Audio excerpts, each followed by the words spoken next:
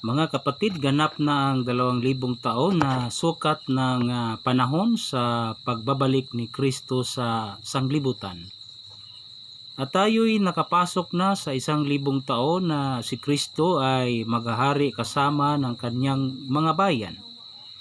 Para masubaybayan natin ang buong katotohanan na buo ang programa ng The Kingdom of God sa palatuntunang consummatum est, na ang ibig sabihin ay natapos na ang lahat. Sabihin ko sa inyo na consummatum est sapagkat natapos na ang mga gawain ng Diyos sa pagkatapos ng 2,000 taon ni Kristo, na ito rin ay pagkatapos ng 6,000 taon mula nang nagkasala si Adam. Sa ika-6,000 taon ay natapos ng Diyos ang kanyang gawang ginawa, at sa ika-7,000 taon siya ay nagpahinga.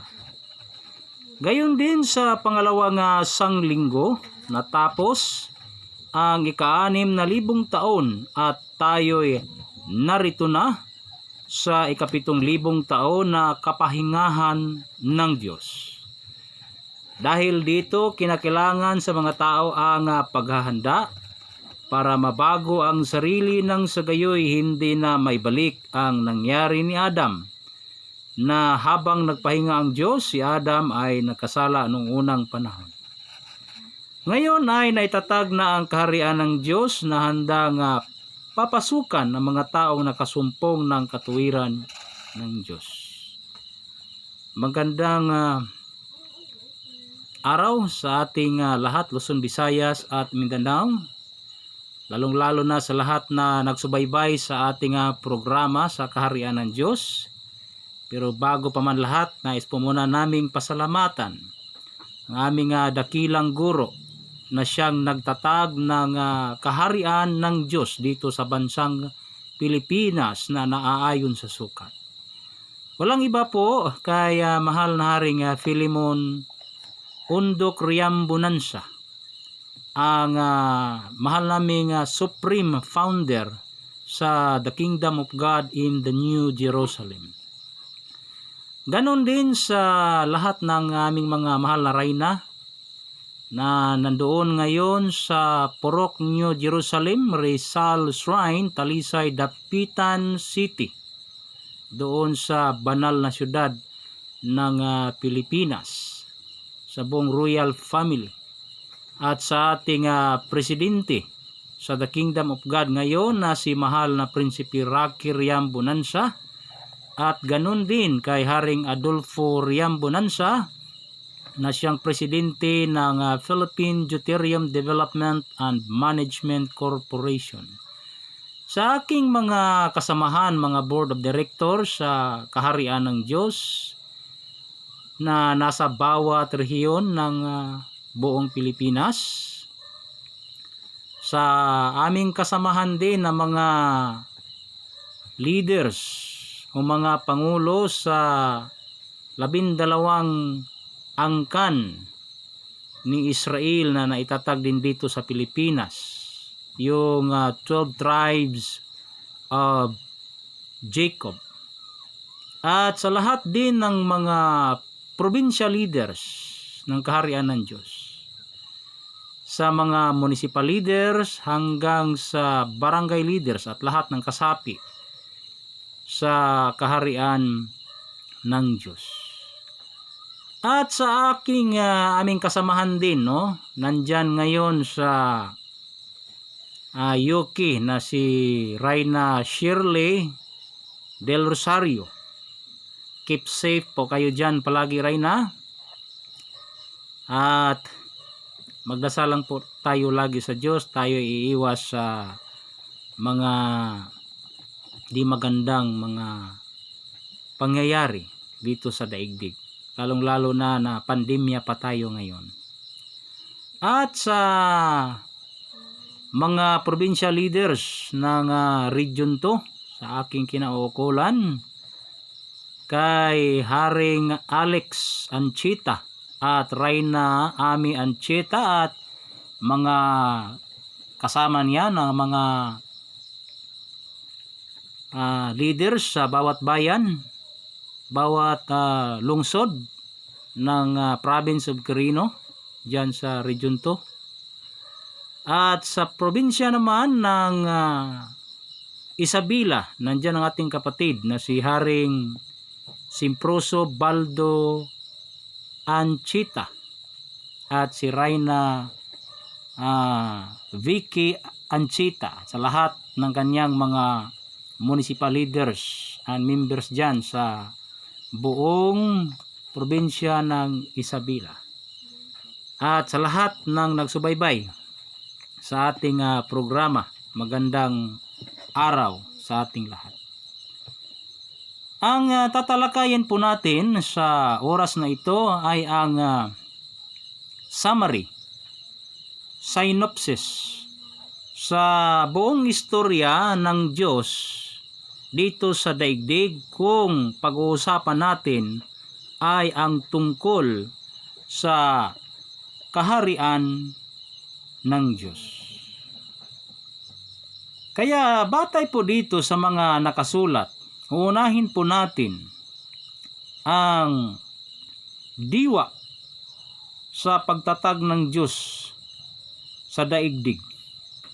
Dito sa Mateo 25:34 nang sabi, kung magkagayoy sasabihin ng hari sa nanga sa kanyang kanan, magsiparito kayo, mga pinagpala ng aking Ama, manahin ninyo ang kahariang nakahanda sa inyo, buhat ng itatag ang sanglibutan. Ibig sabihin mga kapatid, matagal na pong nakahanda o inihanda ng Diyos ang mamanahin ng mga taong pinagpala ng Diyos Ama. Walang ibang mamanahin kundi ito lang, kaharian ng Diyos. Kaya malinaw po sa mga mensahe ni Kristo noon na walang ibang pinangaral siya noong unang panahon ay ang tungkol lang din sa kaharian ng Diyos. Kaya sinabi niya na datapwat hanapin muna ninyo ang kanyang kaharian at ang kanyang katuwiran, at ang lahat ng mga bagay na ito ay pawang idaragdag sa inyo. Yan po ang utos ng Diyos, na sa lahat ng mga bagay ay uunahin po natin ang paghanap sa kaharian ng Diyos. Pero paano natin ito mahanap kung hindi naman natin ito lubusang maintindihan o batay sa iba't ibang mga paniniwala na sa iba ang kaharian ng Diyos ay wala dito sa daigdig, nandoon sa himpapawid, in the midst of the stars. Yun ang sabi nila. Sabi din naman ng iba na ang kaharian ng Diyos ay nasa puso ng tao. So iba't ibang bersyon ang pagtukoy kung nasaan nga ba ang kaharian ng Diyos. Kaya wala po tayong ibang tatanungin maliban lamang sa Kristo na pinadala ng Diyos sa katauhan ni Panginoong Hesus, na siya ang nagsasabi ng buong katotohanan kung nasaan nga ba ngayon ang kaharian ng Diyos. Kaya balikan po natin palagi as our standard basis sa pagtuklas o paghanap ng kaharian ng Diyos kung ano lang po ang sinabi ni Panginoong Hesukristo. Yan po lang ang ating dapat paniwalaan. Kaya ibalik ko po sa inyo, i-remind ko po sa inyo palagi ang sinabi ni Kristo noon dito sa sulat sa San Mateo 21:42 hanggang 43 na ang sabi, sinabi sa kanila ni Hesus, kailanman bagay hindi ninyo nabasa sa mga kasulatan ang batong itinakwil ng nangagtatayo ng gusali ang siya ring ginawang pangulo sa panulok. Ito'y mula sa Panginoon at ito'y kagila-gilala sa harap ng ating mga mata. Kaya nga sinasabi ko sa inyo, aalisin sa inyo ang kaharian ng Diyos at ibibigay sa isang bansang nagkakabunga. Malinaw po ang sinabi ni Kristo na ang kaharian ng Diyos ay wala doon sa himpapawid. Ang kaharian ng Diyos ay wala dito sa puso. Ang kaharian ng Diyos ay ibinigay sa isang bansa. Kaya dito lang po yan sa daigdig. Sa daming mga bansa, ano kayang bansa na ito?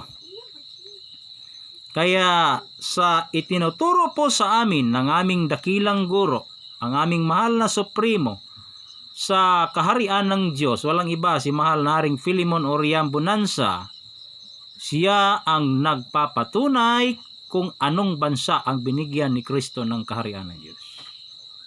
Kaya hindi po natin ito lubusang maintindihan kung hindi natin titingnan ang mga bagay na nakaraan, sapagkat kung ano ang nangyayari noon sa istorya ng tungkol sa kaharian ng Diyos ay siyang mangyayari ulit sa isang bansa na binigyan ni Kristo ng kaharian ng Diyos. Ika nga sa English, history repeats itself. Biblical po yan. Kaya ang sabi kasi sa Ecclesiastes 1:9 na ganito, yaong nangyari ay siyang mangyayari at yaong nagawa ay siyang magagawa at walang bagong bagay sa ilalim ng araw. History repeats itself. Kaya kung ano yung mga nakaraan, hinanap po ng Diyos yan. Patay pa rin sa nakasulat sa Ecclesiastes 3:15 na ang sabi, ang nangyari sa nagdaan ay nangyari na. At ang mangyayari pa ay nangyari na rin. At hinahanap uli ng Diyos ang nakaraan na. Kaya pag-usapan po natin ngayon kung ano ang mga nakaraan na nauukol po sa malaking istorya ng Diyos tungkol sa kaharian. Kanina binasa po natin na ang kaharian ng Diyos ay dapat nating manahin at ito ay hinihanda ng Diyos buhat sa pagtatag ng sanglibutan. So anong istorya noong unang panahon? Ang sentro ng istorya noong unang panahon ay doon po ito naganap sa Mesopotamia, na isang bansa na napalibutan ng dalawang ilog, kung tawagin ay Tigris at Euphrates. Kaya yung isla na yan, between two branches of rivers, yan po ang Mesopotamia.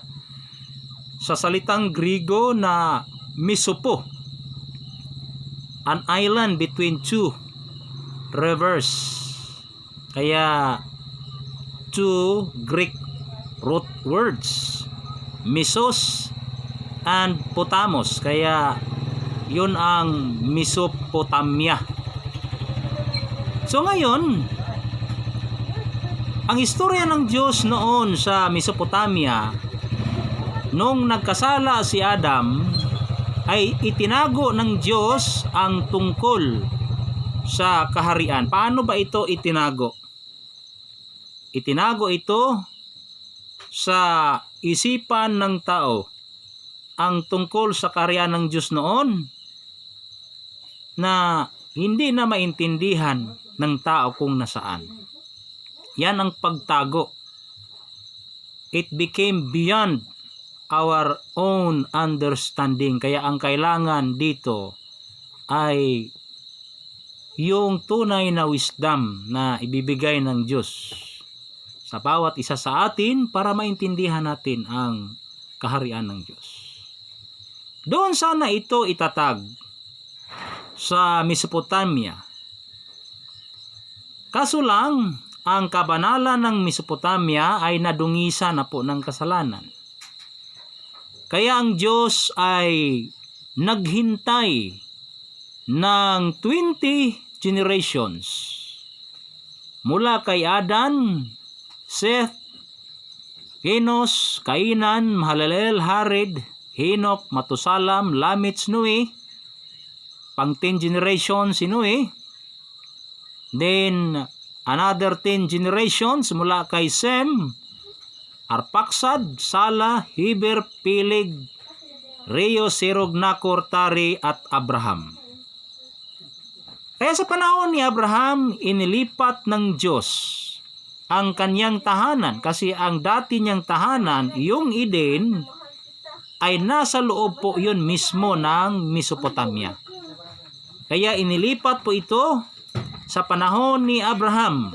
Kaya doon sa panahon ni Abraham nabuo ang pangako ng Diyos sa isang lupain na dapat mamanahin sa mga pamilya ni Abraham. Kaya ang tawag po doon lupang pangako. Diyos po ang nangako kay Abraham. Ipinangako ito ng Diyos habang si Abraham ay nandoon pa sa Mesopotamia. Kaya nung pinalipat na si Abraham mula sa Mesopotamia patungo sa lupang pangako, tinirahan po ni Abraham ang lupang pangako. Kaya lumipat din ang Diyos kasama ni Abraham. Iniwan ng Diyos ang Mesopotamia.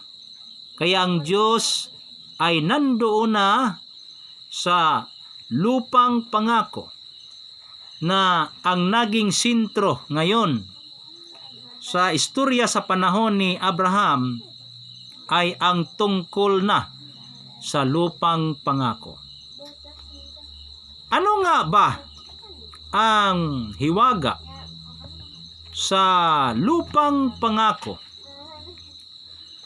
Ang hiwaga ng lupang pangako nang ito po ay natirahan na sa mga angkan ni Abraham mula kay Isaac at hanggang kay Jacob, at sa panahon ni Jacob, doon ipinapakita ng Diyos kung ano ang lihim ng lupang pangako. Ano ba ang lihim ng lupang pangako? Kaya basahin po natin dito sa Henesis 28, 10 hanggang sa katapusang verses para malaman po natin kung ano ang lihim sa lupang pangako. Ito po ang sabi. At umalis si Jacob sa Beersheba at napasadakong Haran. At dumating sa isang dako at naparaan ng buong gabi roon, sapagkat lumubog na ang araw, at kumuha ng isa sa mga bato sa dakong yaon at inilagay sa kanyang ulunan, at nahiga sa dakong yaon upang matulog. At nanaginip, at narito ang isang hagdan na ang puno ay nasa lupa at ang dulo ay umaabot sa langit, at narito ang mga anghel ng Diyos na nagmamanhik manaog doon. At narito ang Panginoon ay nasa kataas-taasan niyaon at nagsabi, Ako ang Panginoon, ang Diyos ni Abraham na iyong ama, at ang Diyos ni Isaac.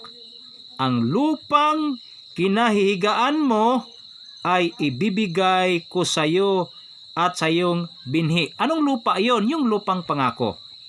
Tuloy po tayo. At ang iyong binhi ay magiging parang alabok sa lupa, at kakalat ka sa kalunuran, at sa silanganan, at sa hilagaan, at sa timugan, at sa iyo at sa iyong binhi ay pagpalain ng lahat ng angkan sa lupa. At narito ako'y sumasayo, at iingatan kita saan ka man pumaroon, at pabalikin kita sa lupang ito sapagkat hindi kita iiwan hanggang hindi ko magawa ang sinalita ko sa iyo. Yun ang sabi ng Diyos doon kay Jacob sa pamamagitan ng panaginip. Tuloy. At nagising si Jacob sa kaniyang panaginip at nagsabi, ito na ngayon ang revelasyon ni Jacob kung anong meron sa lupang pangako. Anong sabi ni Jacob bilang revelasyon? Tunay na ang Panginoon ay nasa dakong ito at hindi ko nalalaman. Kasi noon, hindi na nila alam kung nasaan ang Diyos. Pero nire-reveal ng Diyos ang hiwaga kung anong meron sa lupang pangako. Ulitin ko po, anong sinabi ni Jacob? Anong meron sa lupang pangako? Tunay na ang Panginoon ay nasa dakong ito. Saan yun? Sa loob ng lupang pangako. At hindi ko nalalaman. Pero nalaman na niya sapagkat pinakita ng Diyos sa pamamagitan ng panaginip. Ano pa ang lihim na sinabi ni Jacob? At siya'y natakot at kanyang sinabi, kakilakilabot na dako ito. Ito'y hindi iba kundi bahay ng Diyos at ito ang pintuan ng langit. Imagine, kung naghahanap tayo kung saan ang Diyos nakatira, ang sabi ng Diyos na ang langit ay ang kanyang trono. Kung saan siya nakatira, yun ay tinawag na langit. Isaan na ang Diyos nakatira? Wala na doon. Sa Mesopotamia, wala na sa Eden. Kaya nga nawala yung Eden.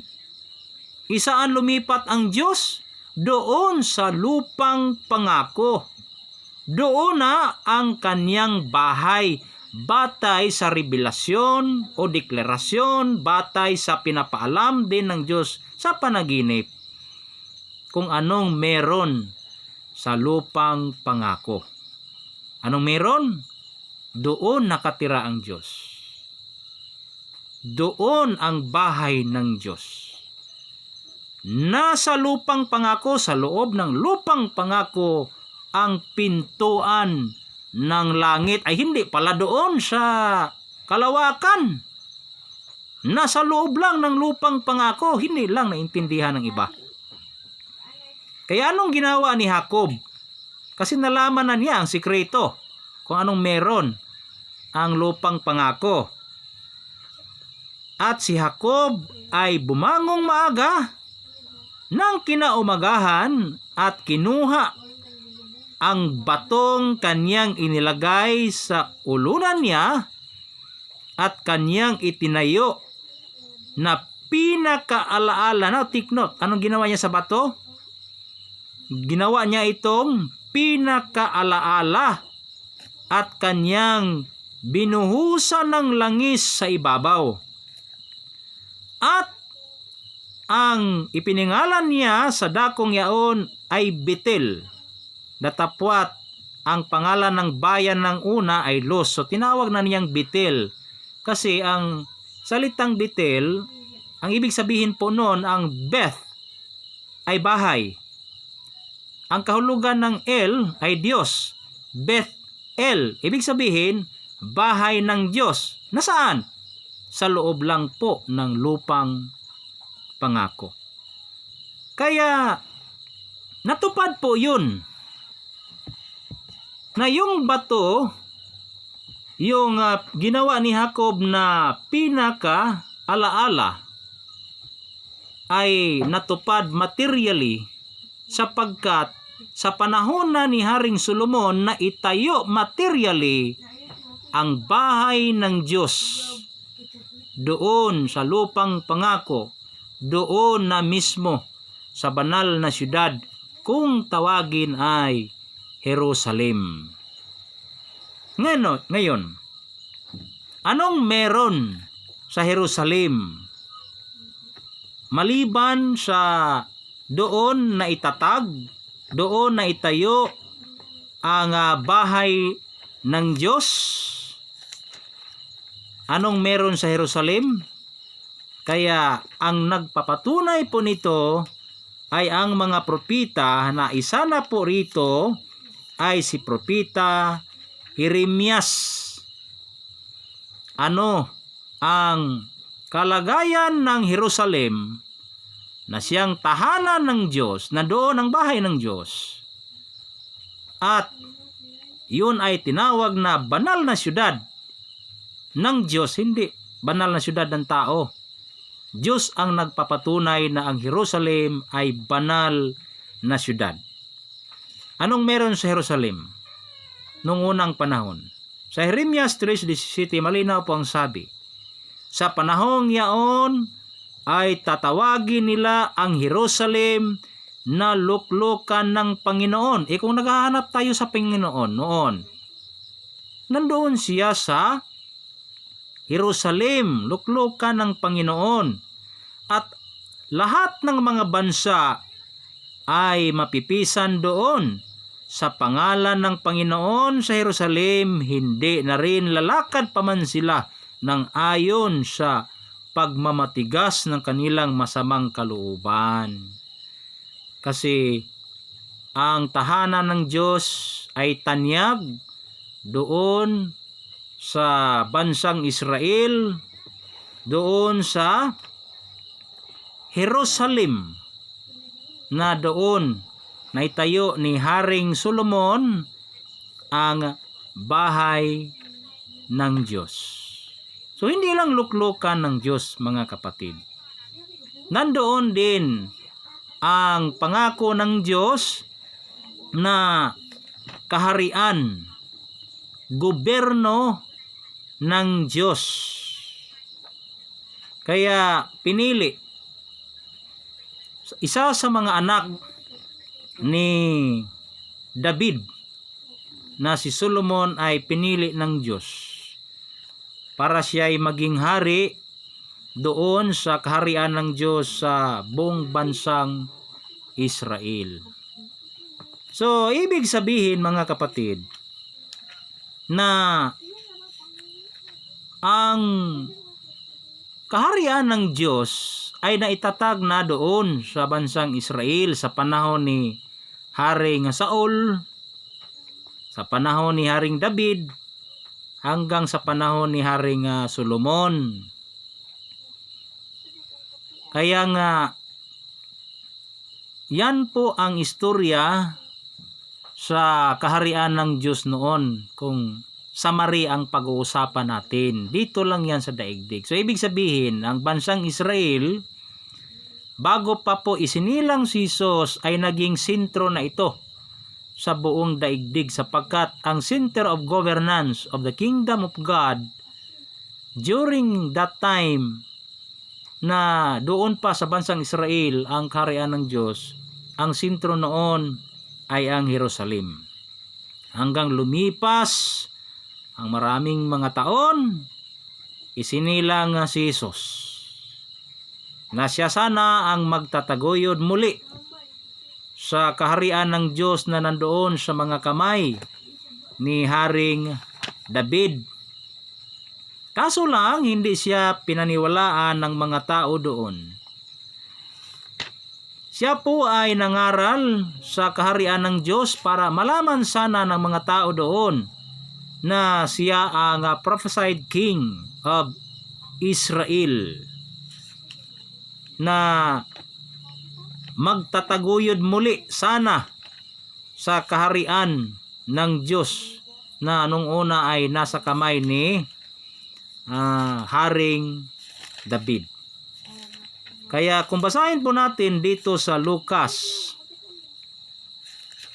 1:26 hanggang sa umpisa po tayo sa 31 hanggang sa 33 na nauukol po ito kay Panginoong Hesus. Nasabi dito, "At narito maglili ka sa iyong tiyan at manganganak ka ng isang lalaki, at tatawagin mo ang kanyang pangalang Hesus. At siya ay magiging dakila at tatawaging anak ng kataas-taasan, at sa kanya'y ibibigay ng Panginoong Diyos ang luklukan ni David na kanyang ama." Nasaan yung luklukan ni David? Nasa Jerusalem. Ano pang sabi? "At siya'y maghahari sa angkan ni Jacob magpakailanman, at hindi magkawakas ang kanyang kaharian." Imagine. Yan ang mensahe ng anghel doon kay Maria, na maghahari si Panginoong Hesukristo sa angkan ni Jacob at hindi magkakawakas ang kanyang kaharian. Kung susuriin po natin ang mga salitang ito na binitawan sa isang anghel doon kay Maria, natupad ba ito sa panahon ni Hesus? Nakapaghari ba si Hesus kahit isang segundo lang doon sa Jerusalem? Hindi, kasi siya ay itinakwil. Para sana malaman ng mga tao bilang pagpakilala ni Hesus sa kanyang sarili na siya yung hari sa bansang Israel, ang kanyang ginawa ay nangaral po siya ng kaharian ng Diyos. Walang ibang aral si Panginoong Hesukristo noon. Kaharian ng Diyos lang. Ito pong sabi sa Lucas 4:43. "Datapwat sinabi niya sa kanila, dapat namang ipangaral ko sa mga ibang bayan ang mabubuting balita ng kaharian ng Diyos, sapagkat sa ganito ay sinugo ako." Kasi ang kahulugan ng Kristo ay sugo. Ano ang kanyang sugo? Ipangaral ang kaharian ng Diyos. Wala mang tumanggap sa kanya. Ipinako man siya sa cross, kaya bago siya ipinako sa cross, yun po ang naging dahilan kung bakit sinabi niya sa mga Hudyo na kaya nga aalisin sa inyo ang kaharian ng Diyos mula sa bansang Israel, mula sa mga Hudyo, lalong-lalo na sa Jerusalem, at ibibigay sa isang bansa na nagkakabunga. Ngayon, walang ibang nagpapatunay sa buong daigdig kung anong bansa ang binigyan ni Kristo ng kaharian ng Diyos. Ang aming dakilang guro na si Malnaring Philemon Oriambonanza, na sa kanyang mga testimonya ay pinapatunayan na ang bansang Pilipinas ay siyang nabigyan ni Kristo ng kaharian ng Diyos. Kaya kung hanapin po natin ngayon sa oras na ito, bilang pagsunod sa utos ng Diyos na hanapin muna natin ang kanyang kaharian ng Diyos, at isunod natin ang katuwiran galing sa Diyos, para lahat ng bagay ay pawang idaragdag sa ating lahat. Nasaan ang kaharian ng Diyos? Dito sa bansang Pilipinas. Kaya mapalad po ang mga Pilipino na tayo ay ang bansang binigyan ni Kristo ng kaharian ng Diyos. Kaya hindi na po mahirap ang paghahanap sa kaharian ng Diyos. Panay po tayong kanta na seek ye first the kingdom of God and His righteousness, and all these things shall be added unto you. Ngayon, kung ako na magtatanong, saan mo ito hahanapin? Hindi mo ito hahanapin sa ibang lugar, maliban lang dito sa bansang Pilipinas. Kasi ang Diyos ay dito na magpaluwalhati sa bansang Pilipinas. Bilang katuparan sa hula ni Isaias 24:15 ang sabi, kaya't luwalhatiin ninyo ang Panginoon. Saan siya ipaluwalhati? Sa silanganan. Sa makatuwid bagay ang pangalan ng Panginoon ng Diyos ng Israel sa mga pulo ng dagat, islands of the sea. Kumusta ang Pilipinas? Tayo ay mga pulo sa dagat. 7,107 islands. Tugma. Ano ba ang location ng Pilipinas sa mapa? Tayo po ay nasa silanganan. At sabi ni Kristo, bansang nagkakabunga. Ano ang bunga ng Pilipinas? Bunga ng makakristong pananampalataya. Kaya mga kapatid, ang sasabihin ko sa inyo, mapalad tayong mga Pilipino na nasa atin po ang kaharian ng Diyos. Hanggang sa muli ay pag-uusapan po natin ang tungkol pa rin sa mga nakatagong bagay dito sa daigdig, na ang sentro ngayon ay ang bansang Pilipinas. Hanggang sa muli, sa ngalan ng aming dakilang guro, mahal na ring Philemon Oria Bonanza, ito pong yung lingkod, inyong kapatid, si Edgar Ligutom. Maraming salamat. Mabuhay the Kingdom of God.